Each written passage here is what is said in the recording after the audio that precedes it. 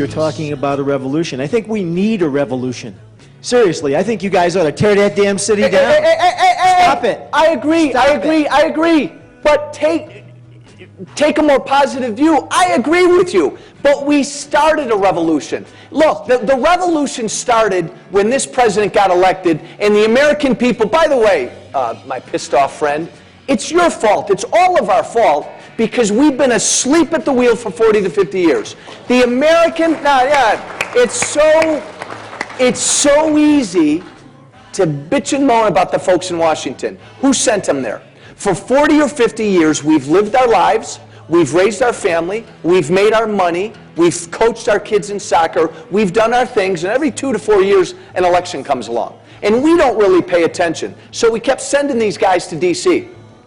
That dynamic, so we bear a lot of the responsibility for this. But I will say the revolution started when Barack Obama got elected. Thank God John McCain didn't win. Oh, I hate to say that, but think about it. McCain would have just lulled us in the same direction.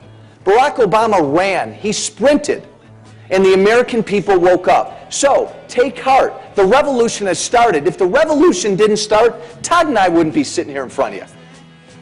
We've made a first step. We need a huge second and third and fourth step. But keep the pressure on us. The revolution has started.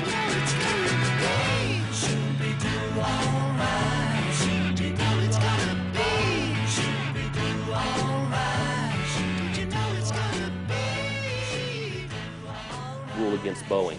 We're going to have to go to big boy court where the adults are, and we're going to have to litigate this thing to the Supreme Court if necessary. Last month, this is my last story, I was in front of the government oversight, Congressional House Government Oversight Committee, and I was asked by a member, a left-leaning member of this committee, if I felt that it was appropriate for a company like Boeing to retaliate against employees for exercising their right to strike. And I looked at that individual and I said, if you consider it retaliation to create 2,000 jobs in Washington State, 1,000 jobs in South Carolina with a $6.2 billion economic impact, then we need more retaliation from more companies like Boeing in every state.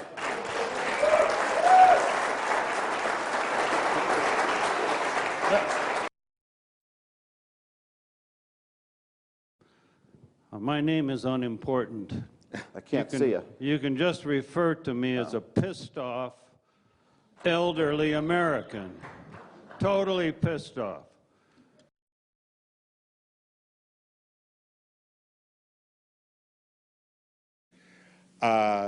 One last thing on the bio, as some of you may know, it was a generous introduction, but it left off, a couple of the key points of my career, which, look, as a journalist, I'm required to tout them.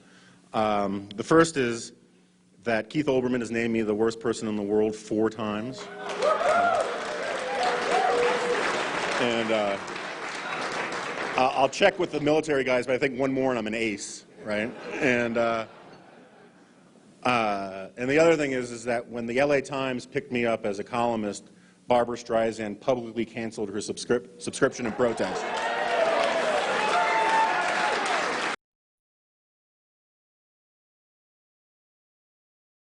But it is a privilege to be here. First of all, let me just say this. I wanted to extend thanks and congratulations to Rick and Jennifer for putting on just an incredible conference the last 2 days.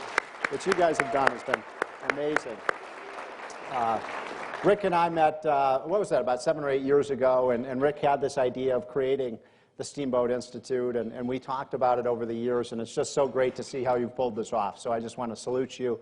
And we're going to, over time, Rick, we're going to make this bigger than the Aspen Institute. We're going to make it bigger than that. What's that thing they go to in Europe, that crazy Davos? This is going to be where people come to learn economics. So.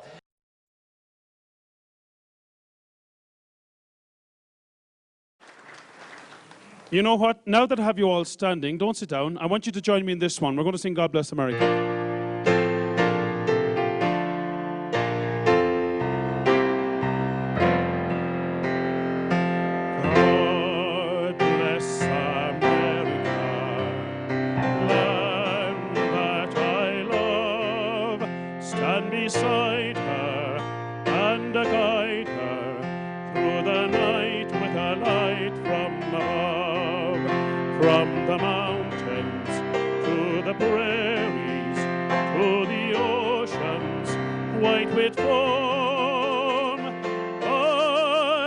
bless America, my home, sweet home. We're going to do it twice.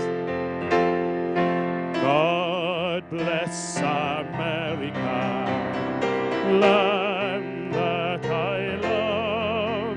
Stand beside her and guide her through the night with a light from above. From the mountains to the prairies, to the oceans, white with foam. God bless America, my home, sweet home.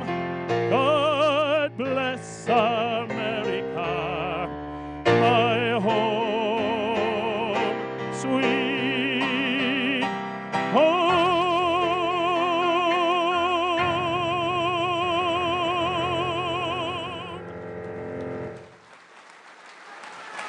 Thank you so much.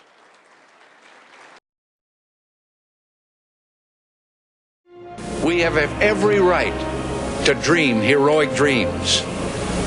Those who say that we're in a time when there are no heroes, they just don't know where to look.